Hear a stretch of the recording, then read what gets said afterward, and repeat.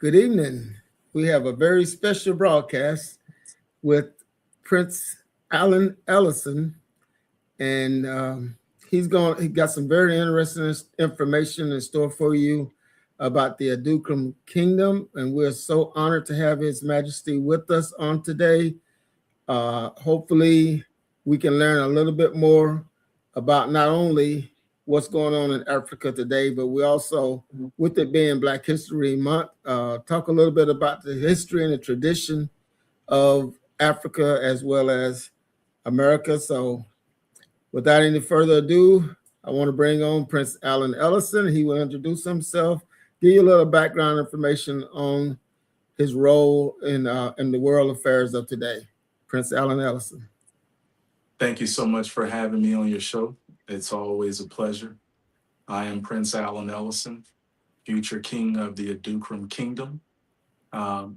This has been a really adventurous journey for me, starting in America as the Democratic nominee to the United States House of Representatives in 2018, then again in 2020, leading to running for the United States Senate in 2022. So the entire time that I was running for uh, federal office in the United States and building a massive groundswell of support around the issues that matter so much to the people of this country, I was a royal in Africa. And in 2024, I was asked to be king 13 times in 8 countries of Africa. Last year, I was asked an additional 5 times. And so I've only accepted 6 out of all of those times that I was asked. But this year, I will be engaging in my coronation ceremony to become the Impuntu Hine, which means King of Trade, E-commerce, and Economic Development. So my role and responsibilities to the continent of Africa is vast, and I'm excited about that. I'm eager to talk a little bit more about it. So that's my background. Um, and I'm very excited about this particular interview. Thank you. And we're so excited to have you with us, Your Highness. Could you please elaborate a little bit more about what some of your responsibilities will be as the King of Commerce and Trade? Yeah. So the first thing that we definitely have to do is commercialize the agriculture in the region. Usually, agriculture is done on a domestic basis where people, grow crops and they feed themselves. But one of the things that we need to do is to bring those food crops to the rest of the world. Adukrom Kingdom has lush vegetation, plenty of land to grow whatever we want to grow. And so what we can do is that we can commercialize the agricultural space and then help surrounding nations, as well as provide enough food to feed people in countries that don't have enough food. And so that is a primary thing that I want to be able to bring online. The other thing is that in the country of Ghana, which at one time was known as the Gold Coast, Ghana has a tremendous amount of in-ground natural resources, and I am uniquely positioned to be able to monetize, securitize, and tokenize those in-ground assets to be able to build what we call a resource-based economy. And a resource-based economy doesn't really exist on the continent. And basically what that means is that rather than taxing the citizens to generate revenue to pay for roads and economic development initiatives, we basically create trading platforms utilizing the natural resources to generate the necessary revenue to create economic development. And so that is something that I am uniquely qualified to do. And that is something that we will put into work to show surrounding countries that this is a path forward for the development of all of Africa. Well, that sounds like a very big project that you have going. Can you tell me what some of your major challenges that you're facing in the development of these places? Well, absolutely. Most of the challenges that would exist inside of the kingdom that exists throughout all of Africa is knowing exactly where these natural resources are. We currently do not have satellite technology that can scan the ground and see, where natural resources are. There are people in this world that own satellites that can actually X-ray the Earth and tell where these technologies are. So we have to uh, partner where we can, eventually try and own satellite technology so that we can see exactly where the natural resources are so that we can begin to cultivate an economic explosion situation. I've been actually researching and looking for partners that can help with this. We've found several of them already. We are actually eagerly and anxiously putting together a program where we can obtain our own satellites to be able to not only see where our resources are, but to see where all of the resources are throughout all of Africa. Africa right now and for the last 800 years has been supplying the world with 64% of its natural resources. And we believe that the world hasn't even scratched the surface of what Africa has. We know that Africa has an abundance of every natural resources from gold to platinum, titanium, iron ore, beryllium, you name it, Africa has the most of it. But for a very long time, Africa has not always benefited from the resources that's under our feet. And so this coronation will represent a new era in how Africa is moving along parallel to the rest of the world. And so this is an awakening. This is an opportunity for those in the diaspora to play a part, to bring resources to help us build, because we are on the forefront of something truly spectacular. Excellent. So this the Adukrom Kingdom, is that only in Ghana or does it encompass other countries in Africa as well? No, Adukrom Kingdom is only in Ghana. Adukrom has the people there are originally from Burkina Faso. So they've been there now for about 4,000 years, and they have pretty much been the people that has spread throughout all of Ghana. So they're the original inhabitants of the land, originally from Burkina Faso. Oh, okay. That's good. So um, I wanted to hear a little more about the coronation. Uh, how many days is the celebration? What kind of people are you expected to be in attendance, and how much support are you expecting from the international community? Well, the coronation originally was planned for September of 2025, but we had to postpone it. But at that time, we had generated a lot of support from the international community. We had about 16 presidents confirmed to be there. We had kings from all over the continent and throughout the world that were confirmed. We have the African Union, the African Chamber of Commerce, and we were expecting somewhere upwards of about 70,000 participants. So this is one of the largest coronation ceremonies in 100 years. Wow, that's going to be exciting. Also, I noted that you mentioned before of some of the nonprofit ventures that you have in Africa as far as raising uh, fundraising for different nonprofit communities. Can you just kind of elaborate on what some of the things that you are doing on the continent?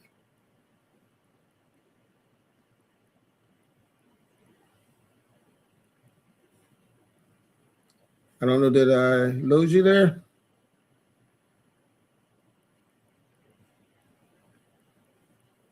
I think we may have some connection. Can you hear me, Johannes?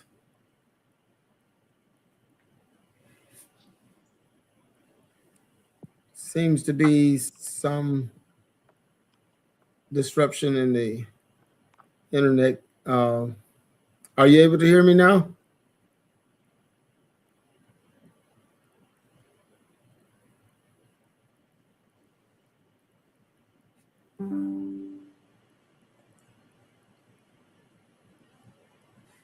We seem to be having some technical difficulty. I'm going to try to raise Prince Allen back. So if you just bear with me, I believe he's going to try and maybe go off and come back in. This is a very exciting interview, and we really would like to hear from you in the comment section, especially if you're watching on YouTube. Please subscribe so that you can see things that are coming up as we. Okay, we got Prince Allen back. Sorry, something happened with the connection. Are you able to hear me now, though? I can hear you. Yeah, awesome. All right, we were you were talking about the nonprofit affiliation that you have and the things, some of the things that are going to be going on in the continent, and maybe even tell how some of the listeners can support some of the efforts that you're doing. Absolutely. So the Ellison Foundation is our 501c3 here in the United States, but it's also registered as an NGO in Africa. Basically, what we do with the foundation is we engage in all manners of humanitarian efforts within the kingdom. And one of the things that we are working on right now is trying to outfit a newly minted hospital with all of the equipment.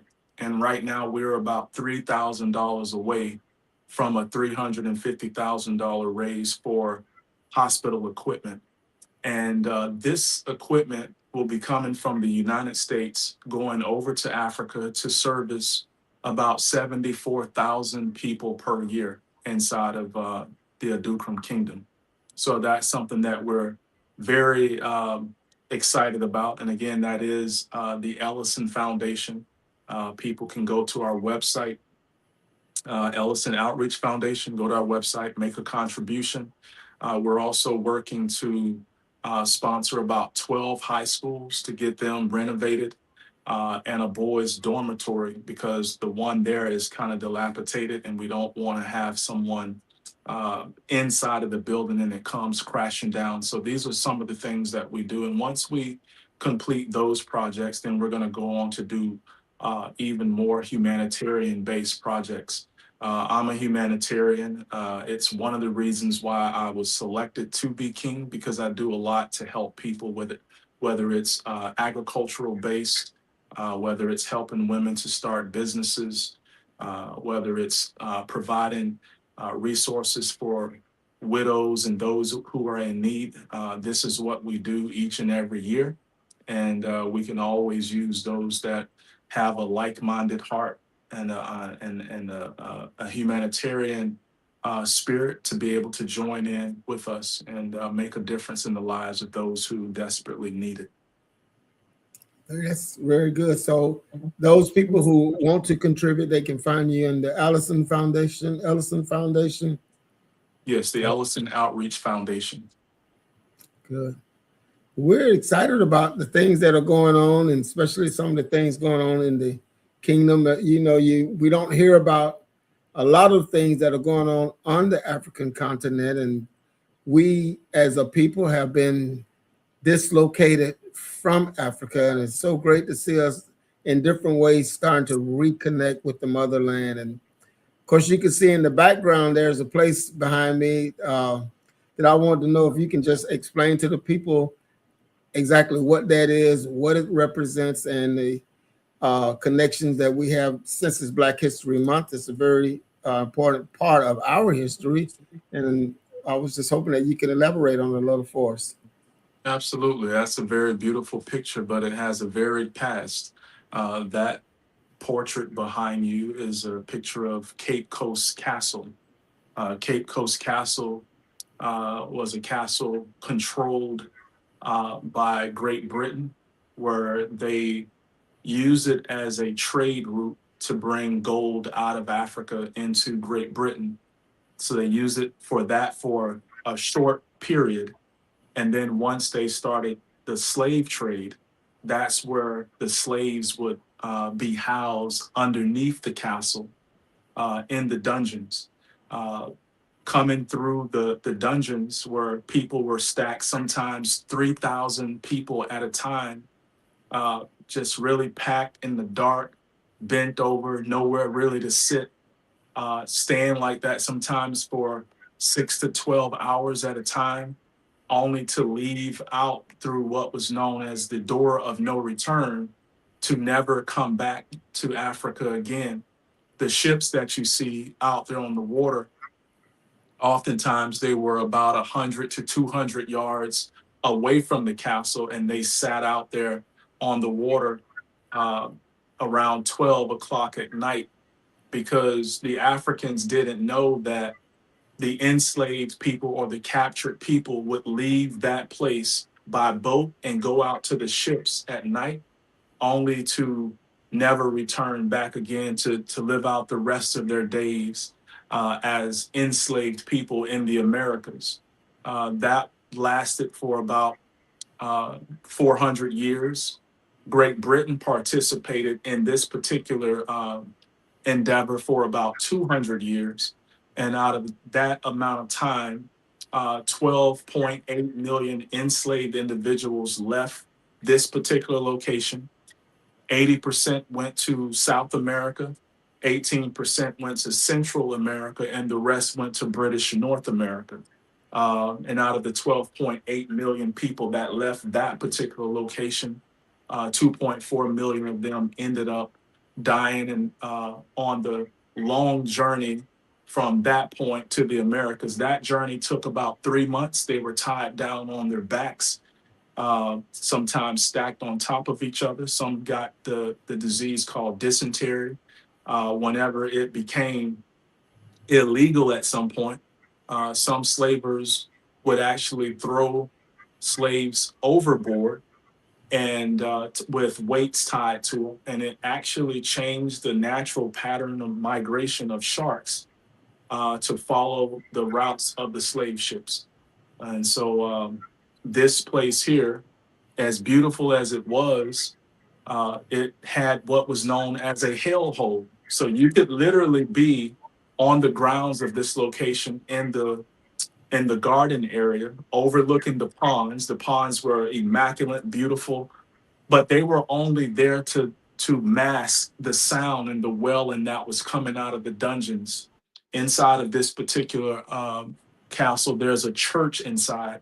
They would praise God, singing, raising their voices, and a lot of times it was just to mask the hollering and wailing that was taking place inside of the hull of the castle where the dungeons were. And so it's beautiful in one regard, and uh, it represents a very nasty and ugly foundation in another regard. Wow.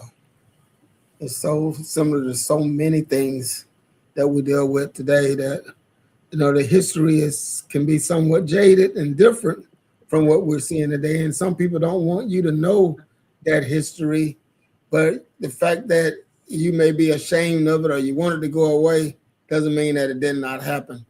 It doesn't mean that it didn't shape somewhat of a destiny of a people. So knowing that, and let's go ahead. Yeah, so one of the things that we are trying to do is to turn that particular location into something beautiful, because it would represent something so ugly.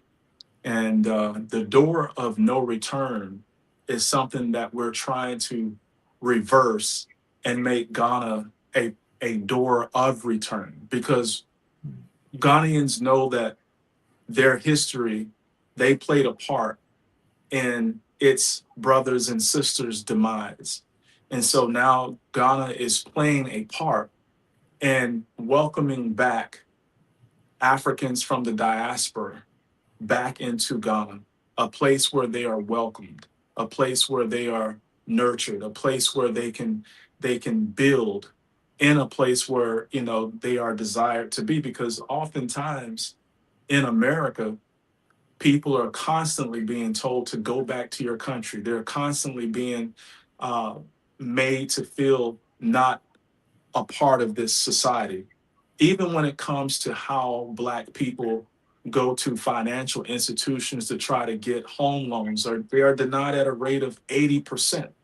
Yet, Black churches every Sunday raise about $500 million that goes into these same financial institutions that are denied its citizens or its customers the very monies that they're putting into those financial institutions. So Ghana is playing a part, and we're leading a campaign called the Door of Return. So we want people to know that, look, come back, work with us. We're gonna build something great in an environment where you are actually welcome. Wow, that is truly amazing. And now I'm just thinking, if someone is listening now and say they're possibly investors and they want to know how they can invest in some of the projects that you have going, what would they? Ghana is wide open in terms of investment. People might be interested in investing in gold mines or gold refineries. They might be interested in investing in uh, manufacturing plants. The opportunities are endless when it comes to undeveloped country. The knowledge that you gained in the United States can make you a multimillionaire in a place like Ghana. And so the country is open to it. It's one of the most business friendly countries on the continent.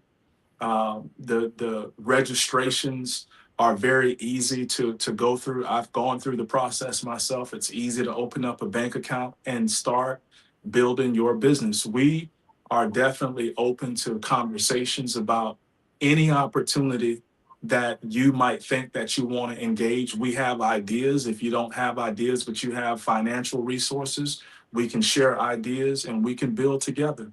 And I can be found anywhere on the internet. I have all of the social medias under, Allen Ellison or Prince Allen, or, if you just type in Prince Allen Ellison, you can find me pretty much on any social media platform. And I'm always open to the conversation. Oh, that sounds really good. And it's something that we should think about. Just, looking at the portrait there and thinking about the door of no return, that depending on what parts of Africa, a lot of us don't really know that we came from. It's a possibility that some of our ancestors may have actually left through the door of no return. And now to see one of the descendants returning with the aim of empowering the people, that has to have a pretty good feeling about being able to do that, just to walk that walk. Yeah, I mean, it's a great feeling, but it's also a huge responsibility, something that I must do, because 400 years ago, our people left Ghana and West Africa against their will, taken to a country where they were held against their will for the duration of their entire lives. And now one of the descendants is coming back to become the king. So it's a powerful story. Yeah, there's redemption there, restoration, and of course, healing. Because ultimately, we must find healing for our nations and for the continent of Africa, because there's been so much hurt, so much violence, so much disenfranchisement throughout the centuries, that I believe now is a time of healing, and now is a time of returning and a restoration. And being a part of that is one of the most awesome responsibilities that any man, any Black man in America would have the privilege of doing it. So that part, we're acknowledging, just elaborate a little bit on how your ascension to the position of Prince came about. What were some of the events that led about to this? Well, again, it was a lot to do with my humanitarian work. And please bear with me. I'm getting over a cold, so I'm a little congested right now. But again, I do a lot of humanitarian work. I tell people that I'm a humanitarian because every dollar that I receive, I am looking for some way to make positive impact in the world, particularly on the continent of Africa. I have already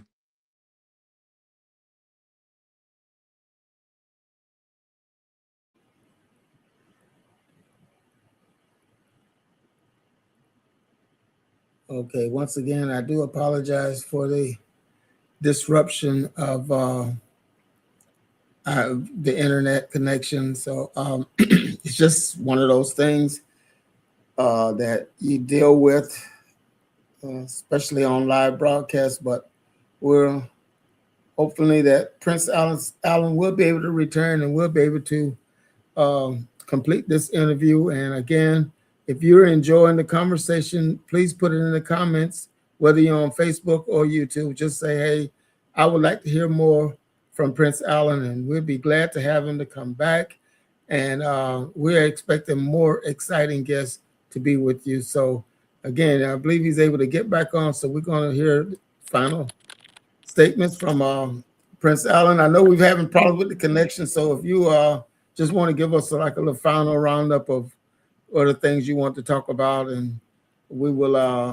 I've asked the people listening if they want to have you back, and I believe that the response is that at some time we would love to get you back on and maybe elaborate on where you are in the process, and again how we can be a part of it. Yeah, absolutely. Right now, my primary objective is to make sure that I am doing right by the kingdom.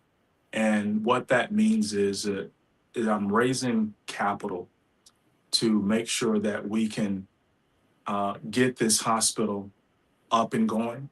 Again, I am $3,000 away from being able to send $350,000 worth of hospital equipment to service 74,000 people. I would like to have that complete within the next week or two so that I can move on to focusing on sponsorships of 12 high schools, boys' dormitories, renovations, as well as to be able to help with some food security projects that I like to do. I believe that because we have so much lush and beautiful land, we want to be able to use that land to not only feed the people of the kingdom, but we want to be able to feed people in surrounding countries because some countries are experiencing food shortages. And I believe that we can be a beacon of light when it comes to food security. So if you are interested in playing a part, we have projects that you can play a part. If you are the kind of person that's interested in for-profit ventures. We have economic development projects in Ghana. When it comes to building cities, smart cities, we have those projects. We have oil fields that need to be developed. We have gold mines that need to be mined and developed. So it just depends on whatever it is that you are interested in. We have a place for you. And again, I can be reached on all of the social media platforms. I'm very active on there, particularly TikTok. But if you Google Prince Allen Ellison, you can find me through the website. You can find me through uh, all of the social media platforms, and also look for the Ellison Outreach Foundation because there, if you are interested in making a contribution to help us move our agenda forward, you could do that and get a tax write-off because it is a 501c3. And we also have an NGO arm on the continent of Africa. So we're looking to engage with as many people as possible, because part of our initiative is to bring the African diaspora back to Africa as a door of return campaign that we're pushing. That is awesome. Very good. Just very good information. And the Bible says that we are to know them that labor among you. And I know a lot of times people come on and they say a lot of things and we don't know anything about them. But I can proudly say that Prince Allen Ellison is my nephew. And I know the work that he's doing, what he's been involved in. And we're very excited about the work that he's doing. And I would urge you, if you can find a way to support him, please do, because we need a strategy for Africa. Africa can use what we have here. While we've been here, we've gained some very good information. We've gained some abilities and some skills that are desperately needed in Africa. As he said, there are gold mines need to be developed, not exploited, but developed for the empowerment of the people. And that's what I like about his platform. It's not a platform of exploitation. It is a platform of development and exaltation for the people. So please, those that can and will, and we're asking all of you, pray for him. That's something that everybody can do. You don't have to have a penny in your bank account for you to pray. Pray for Prince Allen Ellison. Pray for some of the adventures that he's got going. And I, for one, plan to be there when that coronation comes. So those of you may be interested in that, we'll get that information over to you. It is a once-in-a-lifetime experience, and it's something that our family is excited about it. A lot of the friends are excited about it, the followers. So we want to make it, it's already going to be big, but I think we can make it a whole lot bigger. Thank you, Prince Allen. And is there any closing remarks that you have for us? We thank you for being with us and taking this time out to be on the broadcast. Yeah, I just want to thank you for taking the time to have me come on to the broadcast. I've enjoyed myself here, and I hope that this message goes far and beyond expectations. And again, this is Black History Month, so we're making history. We're talking about history. Visit my TikTok every day. I'm talking about a different historical figure or some historical moment throughout history that has impacted the globe. So thank you again. Thank you. And again, Black history is not just read. Black history is made every day. This is your day. This is your time. Don't let it pass you by. Thank you. God bless you, Prince Allen, and we will talk with you again. Thank you.